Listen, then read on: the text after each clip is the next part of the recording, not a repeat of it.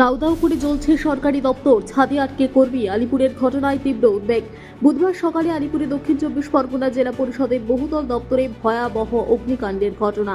সকাল 9:45 নাগাদ ভবনটি থেকে ধোঁয়া বের হতে দেখে স্থানীয়রা। দমকলে খবর দেন। দ্রুত আগুন নিয়ন্ত্রণে আনতে ঘটনাস্থলে পৌঁছায় দমকলের 10টি ইঞ্জিন। জনবহুল এলাকা হওয়ায় ঘটনা এলাকায় চাঞ্চল্য ছড়িয়ে পড়ে।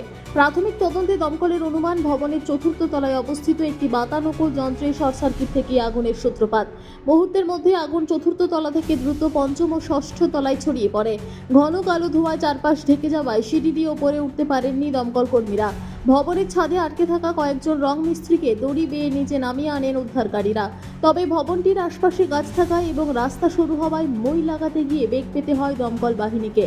পরিস্থিতি নিয়ন্ত্রণে আনতে জানলার কাচ ভেঙে জল দেওয়া শুরু হয়। পাশাপাশি বিদ্যুৎ সংযোগ বিচ্ছিন্ন করে অক্সিজেন সিলিন্ডার ও ব্রিদিং মেশিন নিয়ে ভেতরে প্রবেশ করেন কর্মীরা। আগুনের তীব্রতার কারণেই জেলা পরিষদের গুরুত্বপূর্ণ অনেক সরকারি নথি ও আসবাবপত্র পুড়ে ছাই হয়ে যাওয়ার আশঙ্কা করা হচ্ছে। তবে সকালের দিকে অফিস পুরোপুরি শুরু হওয়ায় আগের এই ঘটায় বড় ধরনের প্রাণহানির ঝুঁকি এড়ানো সম্ভব হচ্ছে। সংশ্লিষ্ট এলাকায় আশেপাশে আরও কয়েকটি সরকারি ভবন থাকায় আগুন নতুন করে অন্য ভবনে ছড়িয়ে পড়ার আতঙ্ক রয়েছে। শেষ পাওয়া খবর পর্যন্ত আগুন পুরোপুরি নিয়ন্ত্রণে আসেনি এবং দমকল বাহিনীর কর্মীরা প্রাণপণ চেষ্টা চালিয়ে যাচ্ছেন। আনন্দ আর ভালোবাসার দীপ্তিতে গড়া সমুজ্জ্বল পরমা, ঠিক তোমারই মতো। শ্যাম সুন্দর কোম্পানি জুয়েলার্স, আগরতলা, উদয়পুর, ধর্মনগর, কলকাতা।